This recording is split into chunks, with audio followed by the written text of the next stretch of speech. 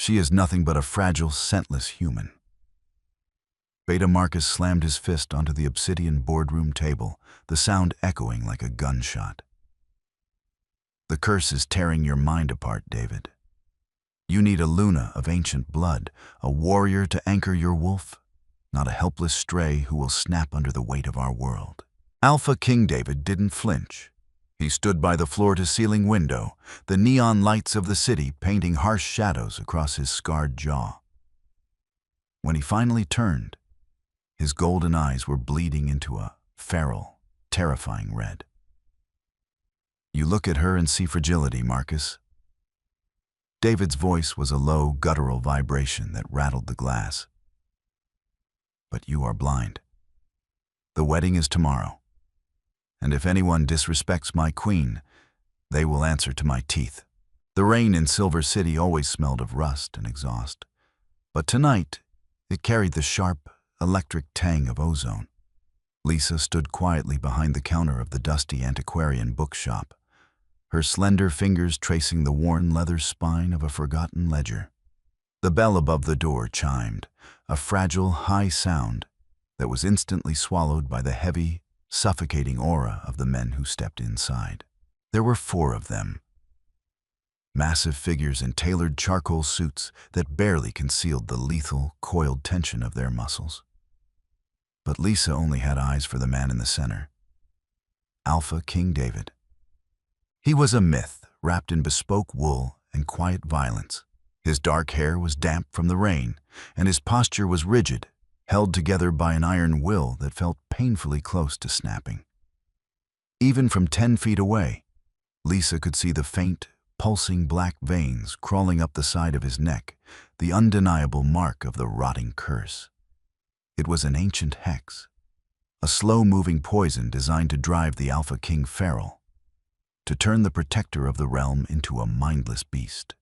"Then leave us," David commanded. He didn't raise his voice, but the 3 guards instantly melted back out into the pouring rain, pulling the heavy oak door shut behind them. The silence that followed was heavy, pressing against Lisa's eardrums. She didn't shrink back. She didn't lower her eyes in submission, as was expected of someone of her low standing. Everyone in the pack hierarchy dismissed her as a null, a wolf whose inner beast had never awakened, rendering her virtually human, helpless, weak, a liability. "You're bleeding," Lisa said, her voice a soft, even murmur in the dimly lit shop. David looked down at his own hand. A thin line of crimson was dripping from his knuckles where he had evidently shattered something, or someone, earlier that evening. He wiped it carelessly with a silk handkerchief. "It's not my blood," he replied, his gaze locking onto hers. His eyes were a startling shade of amber, but the edges of his irises were encroached by a sickly, creeping shadow. "I don't have time for pleasantries, Lisa. My council has spent the last month scouring the globe for a cure. A witch, a highborn Luna, a shaman. They found nothing, because the curse wasn't cast by magic," Lisa said, walking out from behind the counter. She moved with a quiet grace, her worn canvas sneakers making no sound on the floorboards. "It was cast in blood, and it can only be unsealed by blood." David's jaw tightened. A muscle ticked beneath his cheekbone. The historians finally decrypted the final stanza of the prophecy this morning. It requires a vessel, someone from the bloodline of the original architect of the curse. The Vane bloodline. Lisa stopped 3 feet away from him. She could feel the heat radiating off his massive frame, a feverish, unnatural warmth. "My bloodline." "Yes." David stepped closer, towering over her. The scent of him, pine needles, petrichor, and copper, was overwhelming. "I am losing my mind, Lisa. Every night, the beast screams louder. In a month, I won't be a king. I will be a monster, and I will slaughter my own people." He paused, his chest rising and falling heavily. The council wants me to lock myself in the silver vaults and starve to death for the good of the pack. But you aren't going to do that, she noted, her dark eyes searching his face. No. David reached into the inner pocket of his suit jacket and pulled out a thick, cream-colored envelope, dropping it onto the glass display case between them. I am going to marry you. Tomorrow. You will become the Alpha Queen of the Western Hemisphere, with all the protection and wealth that entails. In exchange, you will anchor me. You will break this curse. Lisa looked down at the envelope. Her heart hammered against her ribs, a frantic bird trapped in a cage, but her expression remained an unreadable mask. She knew what society thought of her. She knew the brutal, unforgiving nature of the elite wolves. To them, she was prey. To step into the Alpha King's court was to step into a den of vipers. They will hate you for it, Lisa whispered, finally looking up into his tortured amber eyes. They will say you married a cripple. They will try to tear me apart. Let them try, David said, his voice dropping to a dangerous, gravelly whisper. You're not a cripple to me. You are my survival. Do we have a deal? Lisa didn't hesitate. She didn't have a family left to protect, only a legacy of shame that she had carried in silence for 24 years. She reached out and placed her small, pale hand over the envelope. We have a deal, Your Majesty. The spire, the glittering glass and steel headquarters of the Alpha's empire, was a temple dedicated to power. The top-floor boardroom overlooked the sprawling metropolis, a panoramic view of wealth and dominance. But inside the room, the air was suffocatingly toxic. Lisa sat at the far end of the long, obsidian table. She wore a simple, tailored black dress, an off-the-rack piece that stood out glaringly amidst the sea of designer silk, velvet, and dripping diamonds worn by the Council of Elders. She kept her hands folded neatly in her lap, her posture perfectly straight. It is an insult to the crown. Lady Corinne, an elder with sharp features and a sneer that could cut glass, hissed across the table. She pointed a manicured finger at Lisa. She has no wolf. She has no scent. She cannot command the lower packs, let alone stand beside the king during a territorial dispute. She will be a laughingstock.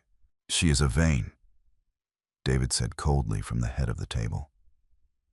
He was seated in a high-backed leather chair, his hands steepled in front of him. The black veins on his neck were hidden beneath the stiff collar of a crisp white shirt. But Lisa could see the subtle tremors in his fingers. The curse was agonizing today. The Vanes are traitors, Beta Marcus barked, pacing the length of the room. Her ancestors cast this vile magic on your bloodline 300 years ago. And you want to put a crown on her head? She is a beggar, David. Look at her. She hasn't spoken a single word since she sat down. She is trembling like a rabbit. Lisa wasn't trembling. She was perfectly still, conserving her energy. She knew the rules of the predators in this room. Movement attracted attention. Fear invited an attack. She let their insults wash over her like water over a smooth stone. Marcus.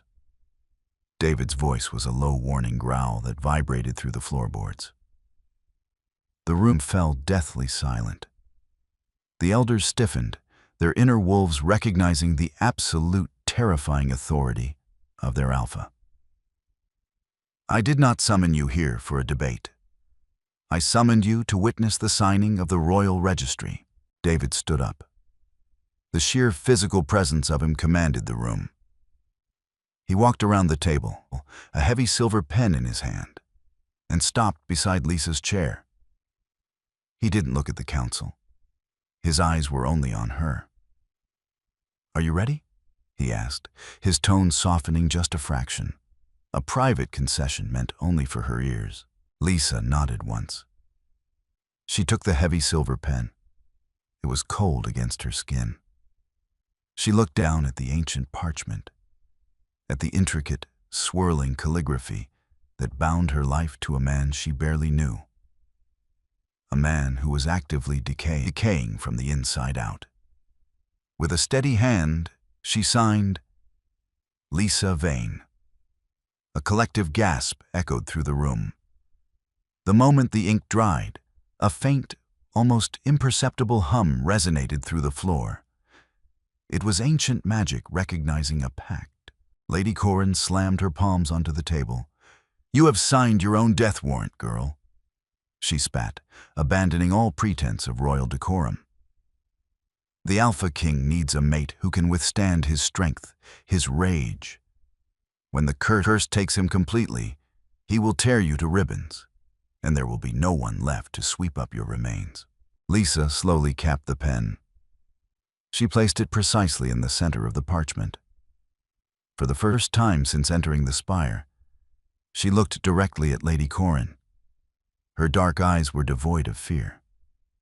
"If the king falls, Lady Corrin," Lisa said, her voice quiet but possessing an icy clarity that pierced the tension in the room, "it will not be because of me. It will be because his council spent their time barking at shadows instead of looking for the light." The room froze. Marcus's jaw dropped. Nobody spoke to an elder with such quiet, absolute defiance. David let out a breath that sounded suspiciously like a dry laugh. He placed a heavy, warm hand on Lisa's shoulder. The heat of his touch sent a jolt of electricity down her spine, a startling reminder of the raw, barely contained power resting just beneath his skin. "My wife has spoken," David said, his amber eyes flashing with a dangerous, proud light as he swept his gaze across the stunned council. "The meeting is adjourned. We leave for the royal estate immediately." As they walked out of his boardroom, the heavy oak doors closing behind them, David leaned in, close to her ear. "You have teeth after all, little Null." "Only when cornered, Your Majesty," Lisa murmured, keeping her eyes forward.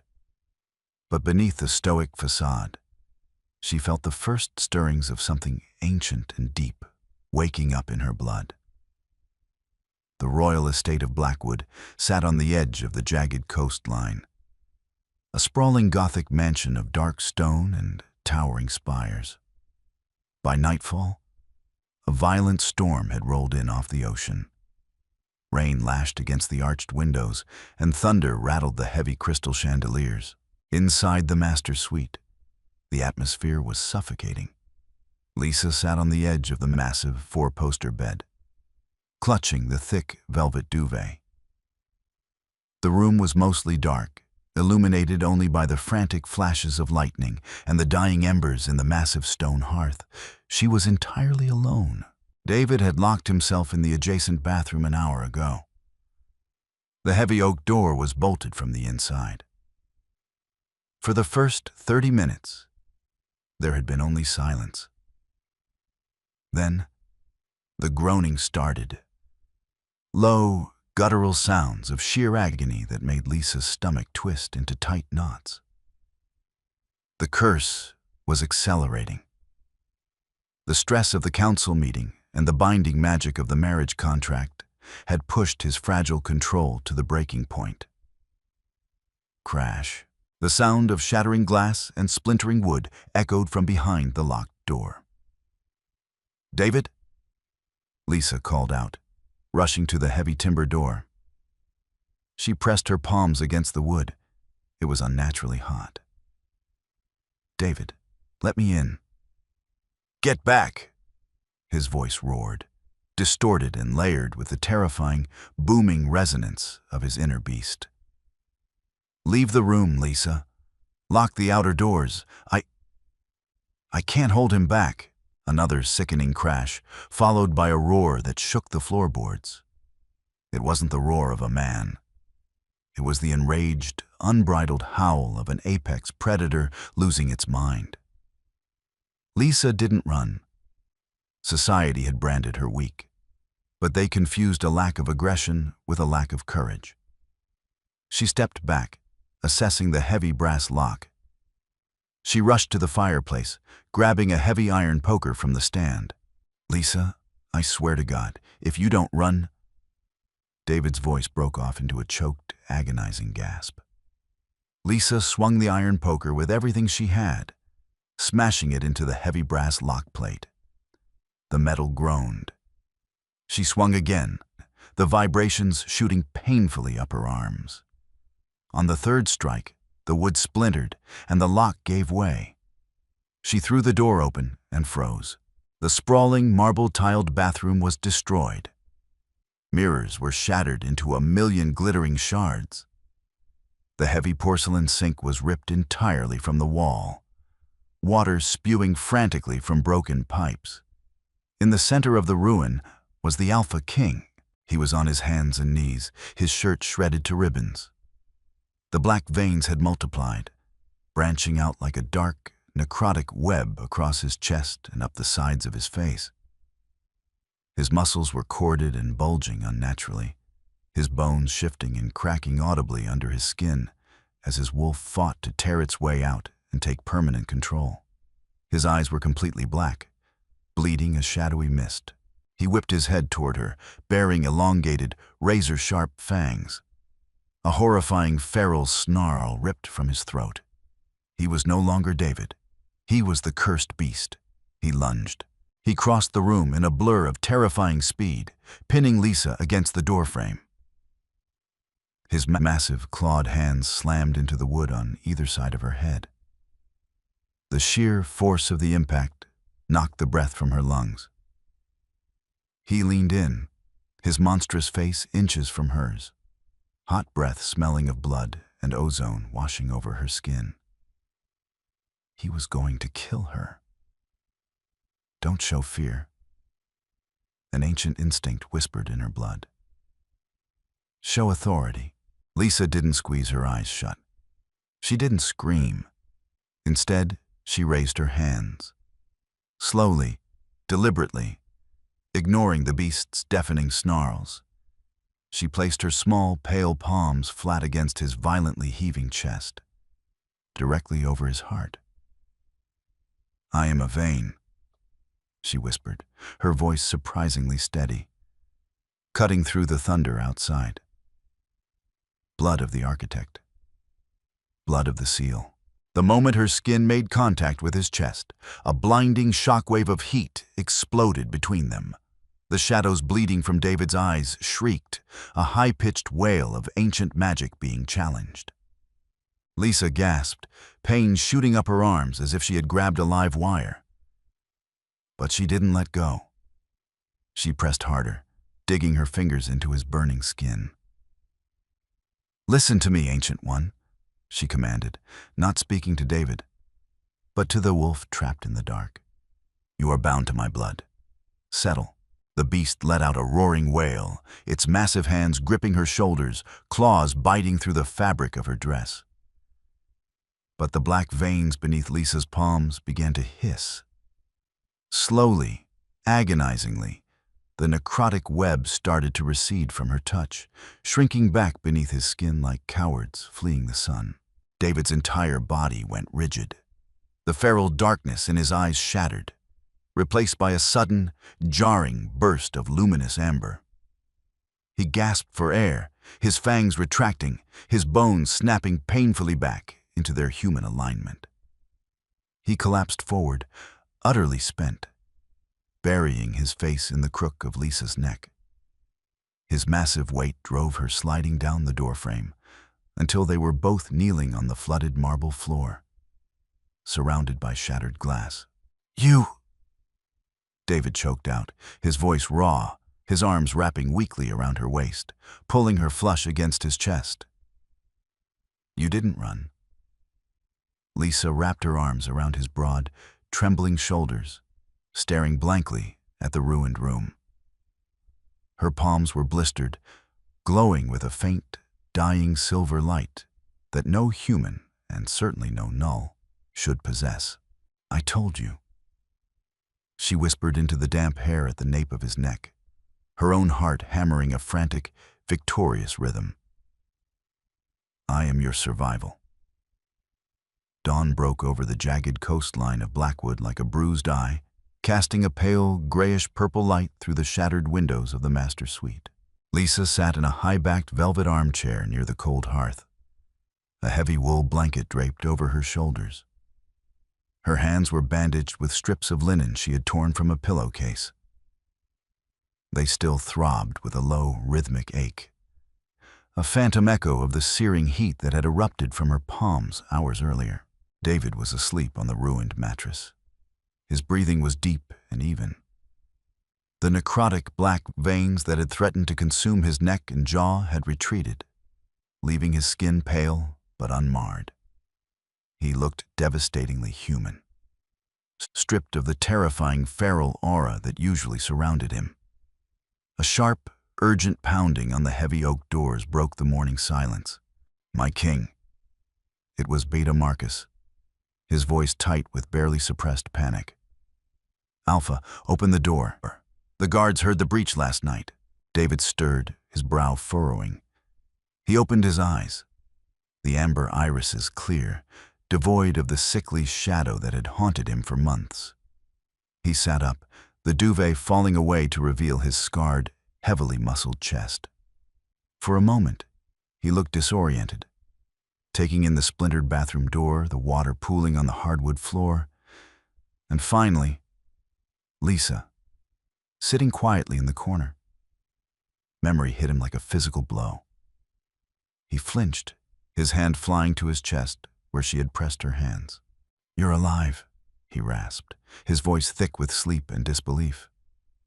I told you I was. Lisa replied calmly, pulling the wool blanket a little tighter around herself. Though your bathroom did not survive the night. The pounding on the door grew louder. David, stand back. We are breaking the lock, Marcus bellowed. Stand down, Marcus, David roared. The sheer, concussive force of his alpha command rattled the remaining window panes. It was a sound of absolute authority, uncorrupted by the beast. Outside the door, the frantic shuffling abruptly ceased. David pushed himself off the bed, pulling on a pair of dark trousers he found discarded on a chaise lounge. He didn't look at the door. He walked straight to Lisa. He knelt in front of her chair, a king bowing to a null. He reached out, gently taking her bandaged hands in his. I felt it, David said quietly, his eyes searching hers. When I was in the dark, when the wolf was tearing me apart, I felt a light, a burning silver anchor. That was you. I am a vein, Lisa said, looking down at his large hands enveloping hers. We are bound by the blood pact you forced me to sign. I didn't force you, David corrected gently. But I did underestimate you. They all did. He stood up, his jaw setting into a hard, unforgiving line. It is time my pack met their queen. He walked to the heavy double doors and threw them open. Marcus and 4 elite guards stood in the corridor, heavily armed, their eyes wide and feral, ready for a bloodbath. When they saw David standing tall, the curse lines vanished from his skin. Their collective shock was palpable. Marcus's gaze darted past the king, landing on Lisa. She stood up from the armchair, the blanket falling away to reveal her simple, ruined black dress. She survived. Marcus stammered, the scent of his confusion filling the hallway. She didn't just survive, Marcus, David said, his voice ringing with icy pride. She tamed the beast. The queen will require a change of clothes and a healer for her hands. Have the staff prepare the grand dining hall. We break our fast with the inner circle. Marcus swallowed hard, bowing his head, though his eyes remained fixed on Lisa with a mixture of suspicion and newfound, reluctant dread. Yes, Alpha. As the guards scurried away, Lisa stepped up beside David. She could feel the lingering warmth of his proximity. The battle was far from over. Halting the curse was not the same as breaking it. But as she looked down the cavernous, shadowy halls of Blackwood, she realized she was no longer a helpless prey. She was the predator's anchor.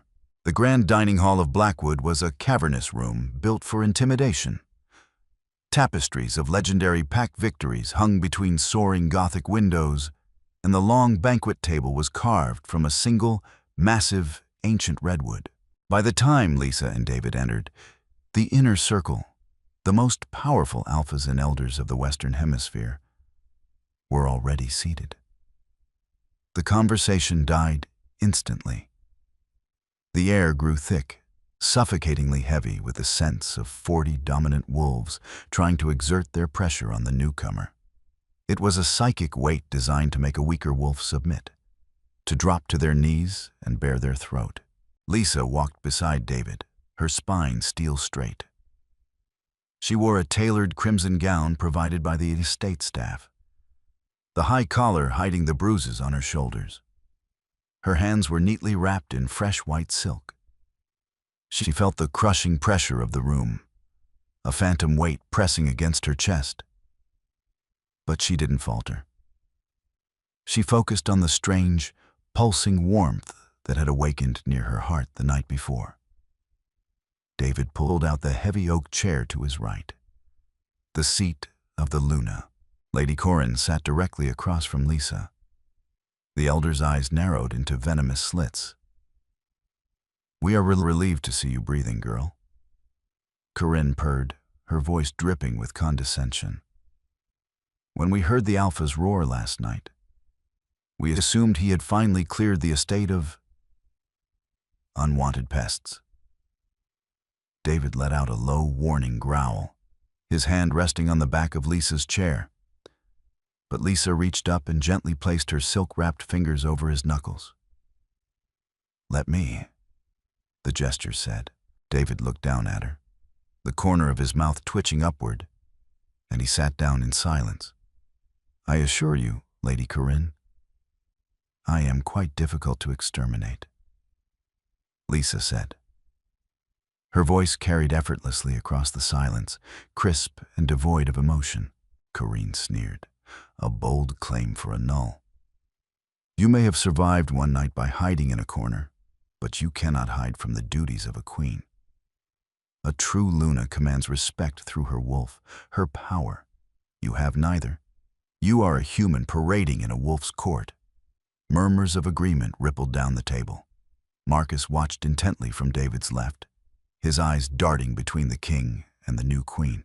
"A toast," Corinne announced suddenly, raising a heavy silver goblet filled with dark red wine. "To the king's temporary reprieve." A servant hurried forward, placing a matching silver goblet in front of Lisa. The liquid inside sloshed slightly. As the servant pulled away, Lisa caught a scent. It wasn't the metallic tang of blood or the earthy aroma of wine. It was something bitter. Wolf's bane. Highly distilled, lethal to a normal wolf, and agonizingly painful even to a human. It was a test. Drink and be poisoned. Refuse and look like a coward who feared her own court.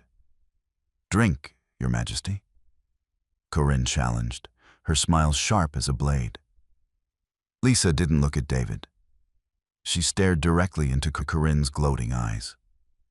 Slowly, she reached out with her bandaged hand and curled her fingers around the stem of the silver goblet. The moment her skin made contact with the metal, the dormant magic in her blood surged. It wasn't a conscious decision. It was a violent, defensive instinct of the Vane lineage. A pulse of raw, blinding silver energy flashed from her hand. Crack. The heavy silver goblet didn't just shatter, it exploded. Shards of metal and droplets of poisoned wine shot outward, disintegrating into harmless gray ash before they even hit the mahogany table. Several elders leaped from their chairs, knocking them backward in shock. Gasps echoed through the hall. Corinne dropped her own cup, spilling wine across the white linen tablecloth like a bloodstain. Lisa sat perfectly still, her hand hovering over the small pile of ash where the goblet had been. She slowly lowered her hand to her lap, her expression bored. "I prefer water," Lisa said softly. The silence in the room absolute. David leaned back in his chair, a dark, terrifyingly proud smile spreading across his face. He looked at the stunned, pale faces of his inner circle. "If anyone else wishes to test my queen's pedigree," he said, his voice a lethal purr, "I suggest you update your wills first." The Blackwood archives were located deep beneath the estate. A labyrinth of stone corridors lined with ancient, leather-bound grimoires and pack histories. The air smelled of dust, old parchment, and the lingering scent of David's pine and copper. It was near midnight. Lisa and David sat shoulder to shoulder at a heavy oak reading table, a solitary oil lamp casting flickering golden light over the scattered documents. "Your touch pushed the curse back," David murmured, his shoulder brushing against hers as he traced a line of ancient text on a crumbling map. The heat radiating from him was intoxicating, a stark contrast to the cold stone room. "But the black veins are already returning, Lisa. Slowly, but they are there." He unbuttoned the top 2 buttons of his collar. In the dim light, Lisa could see the faint, shadowy tendrils creeping up his collarbone. Her chest tightened. "Then we need to find the original casting," Lisa said, pulling a massive, dust-covered journal toward her. The cover was embossed with a faded silver crest, a wolf intertwined with a thorny vine. The Vane crest. "My family's history was erased by the council 300 years ago. If the key to breaking it completely is anywhere, it's in the private journals of Elias Vane, the architect himself." They spent hours deciphering the archaic script. The silence between them was not cold, but heavy with unsaid things. Every time David leaned over her to point out a translation, the proximity made her breath hitch. She could feel his amber eyes drifting to the pulse at the base of her throat. "Here," Lisa suddenly whispered, her fingers stopping on a page filled with frantic, ink-blotted handwriting. "Elias wrote this the night before he died." David leaned in, his cheek mere inches from hers. "Translate it." Lisa's eyes scanned the page, her heart beginning to pound a frantic rhythm against her ribs. "They call it a curse," she read aloud, translating the old Latin and runic shorthand. "They call me a traitor. But they do not understand the rot that has infected the council. The poison was meant for my king. I bound his soul to mine to draw the poison out.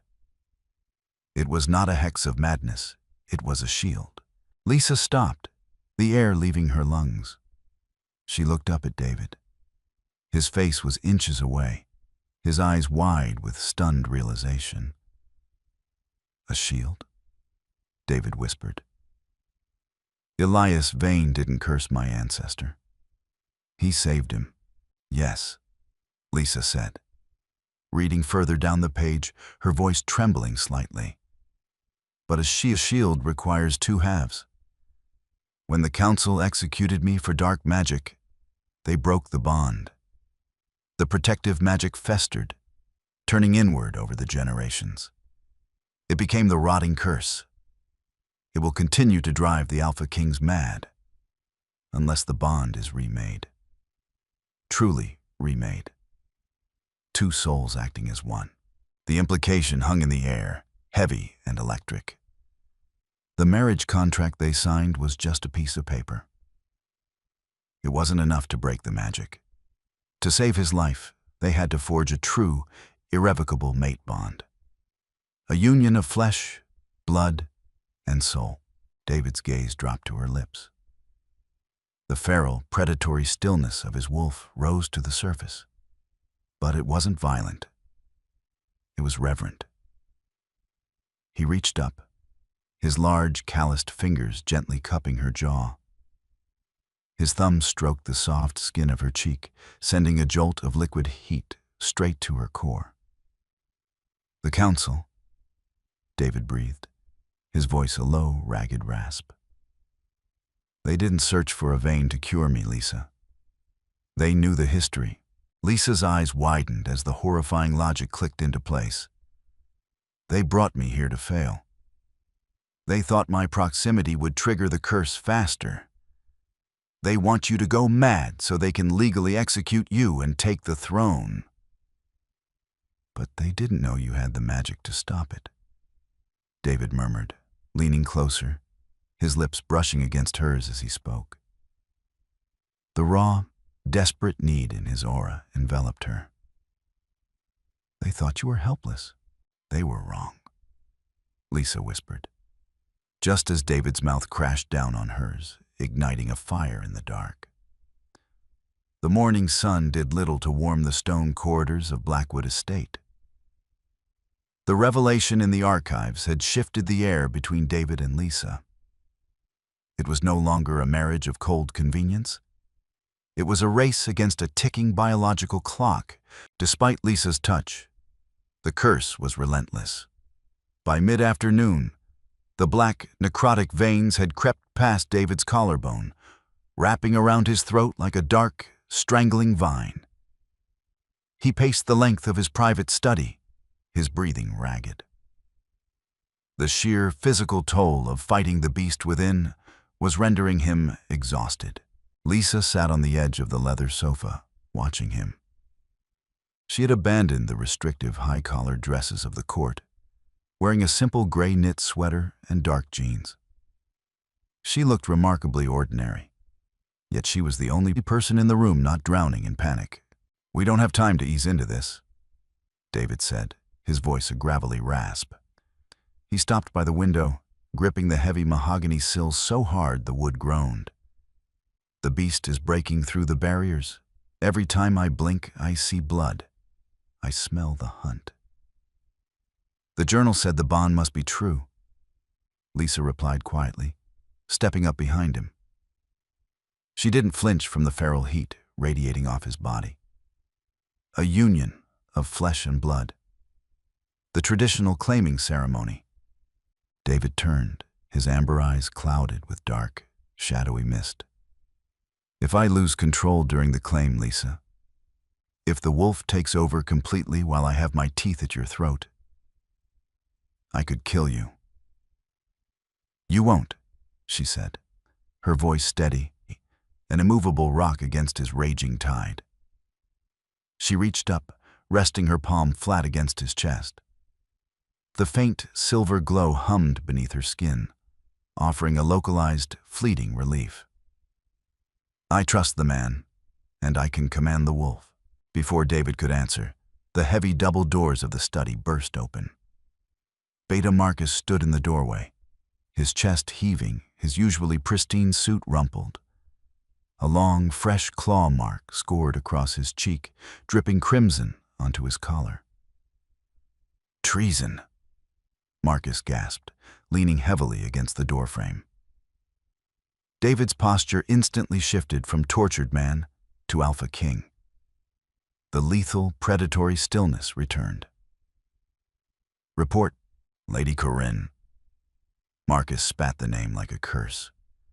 She didn't leave the estate after the banquet. She rallied the northern and eastern factions. They've breached the armory. They are marching on the royal wing under the banner of the right of sanity. Lisa felt a cold chill slide down her spine.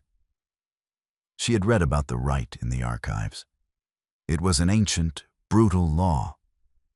If an Alpha King was deemed incurably mad, the council had the legal right to execute him to save the pack.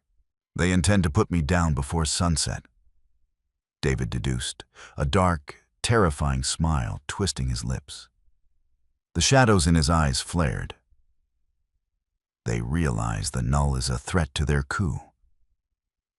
There are 50 elite enforcers heavily armed with silver-laced munitions and wolfsbane, Marcus warned, drawing a heavy, silver-plated tactical blade from his belt. The Loyalists are holding the grand stairwell, but they are outnumbered. We need to evacuate you, Alpha. Now. No, Lisa interrupted, her voice cutting through the panic like a crystal bell. Both men looked at her in shock. If you run, you forfeit the throne. You prove them right. The curse will consume you in the wild, David. We end this here. Today. David looked down at her, the feral mist in his eyes parting just enough to reveal a profound, awestruck respect. And how does my queen propose we fight a small army when I am half mad and you are unarmed? Lisa stepped away from him, walking toward the heavy oak doors. The latent power in her blood, dormant for a lifetime, was fully awake now, singing a violent, protective song in her veins.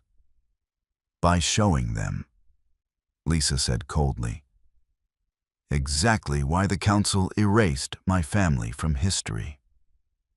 The grand stairwell of Blackwood was a battlefield of marble and blood. The air was choked with the acrid stench of discharged firearms and the metallic tang of fresh carnage. When David and Lisa emerged onto the landing, flanked by Marcus and the remaining Loyalists, the fighting ground to a sudden, tense halt.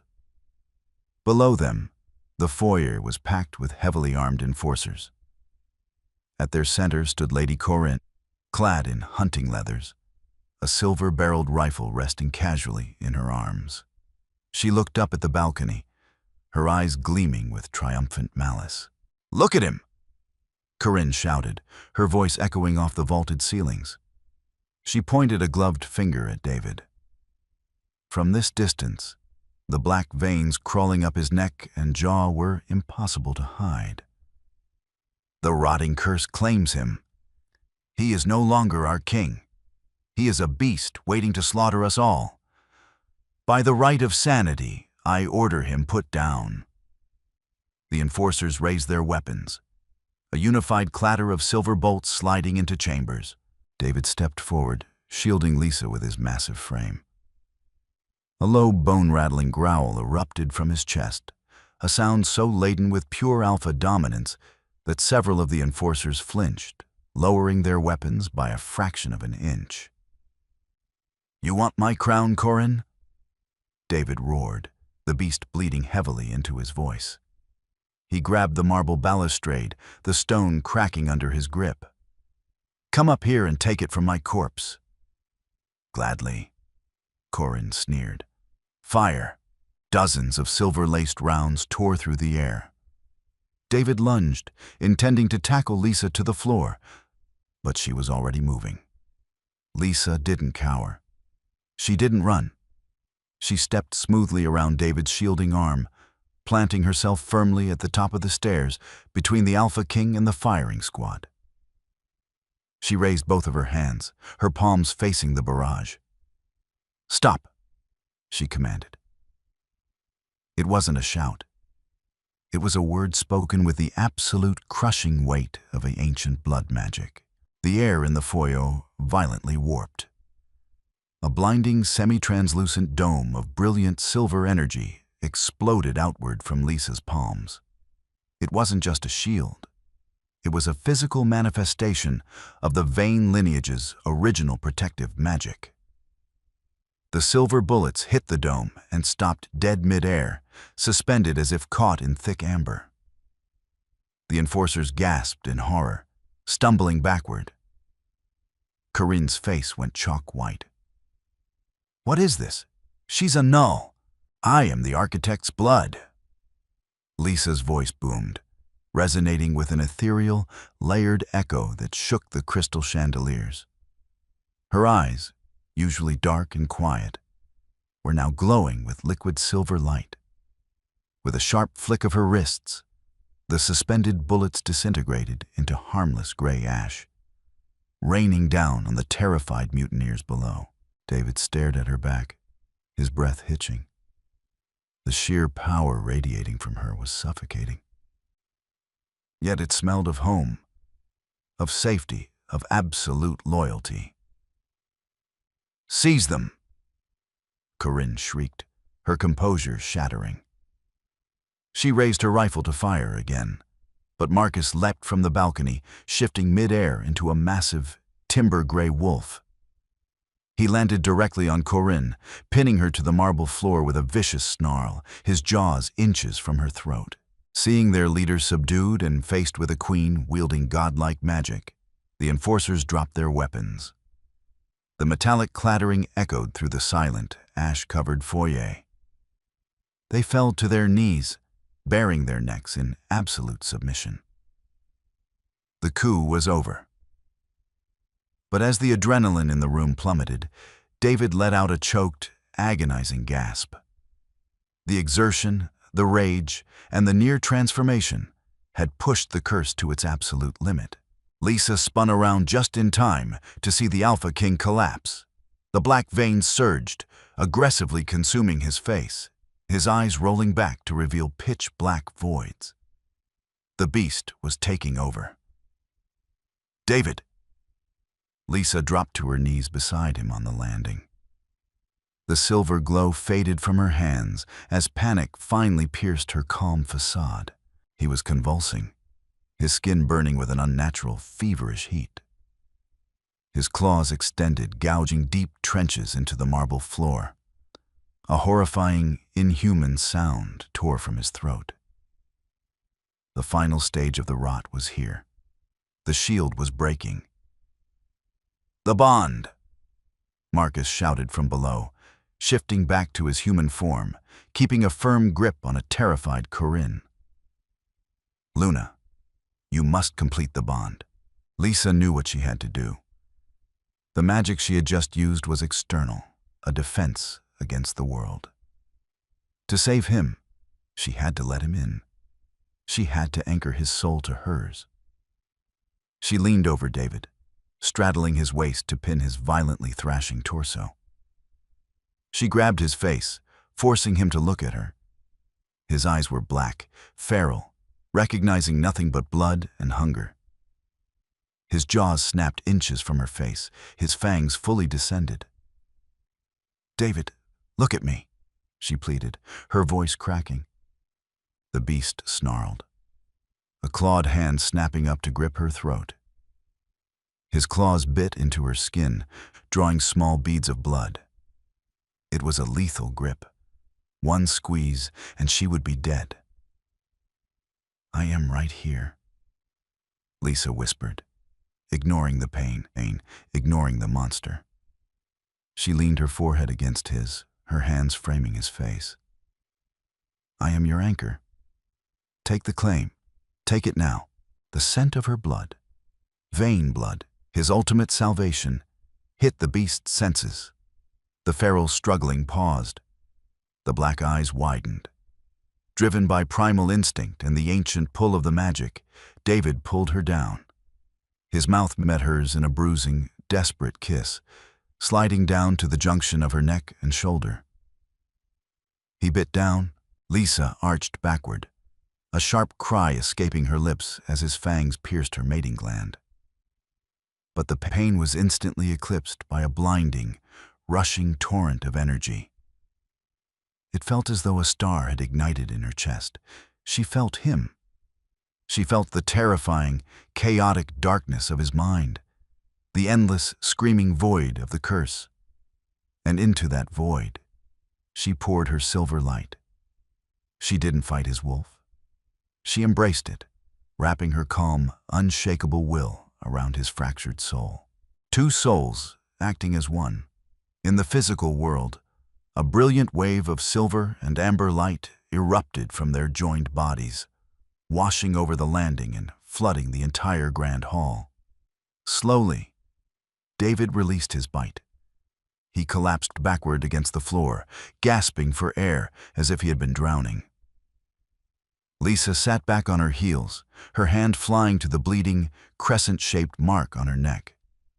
It throbbed with a warm, pulsing connection. She looked down at David. The black veins were gone. Completely. His skin was clear, his breathing deep and even. When he opened his eyes, the terrifying, sickly shadow had vanished. They were a brilliant, pure, luminous amber.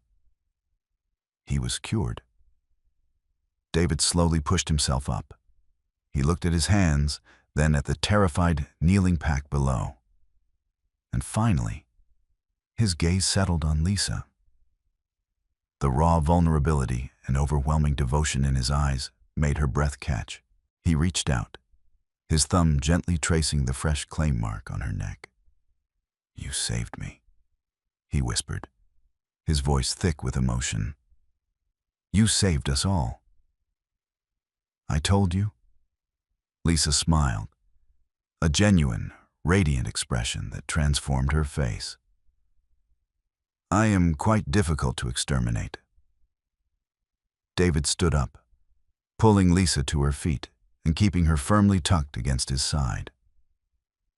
The Alpha King and his true Luna stood at the top of the stairs, looking down at the broken rebellion. "Take Corinne to the dungeons," David commanded, his voice ringing with pure, uncorrupted authority. "And let it be known across the hemisphere. The curse is broken, and my queen bows to no one." The pack bowed lower, pressing their foreheads to the marble. They had expected a helpless stray. Instead, they had awakened a legend.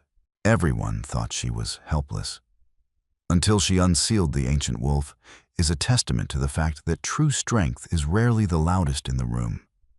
It's a story that explores how the world often underestimates quiet endurance, and how love, when built on profound sacrifice and mutual trust, can conquer the darkest of curses. Lisa and David's journey from a cold transaction to an unbreakable, magical bond proves that we are our most powerful when we anchor one another.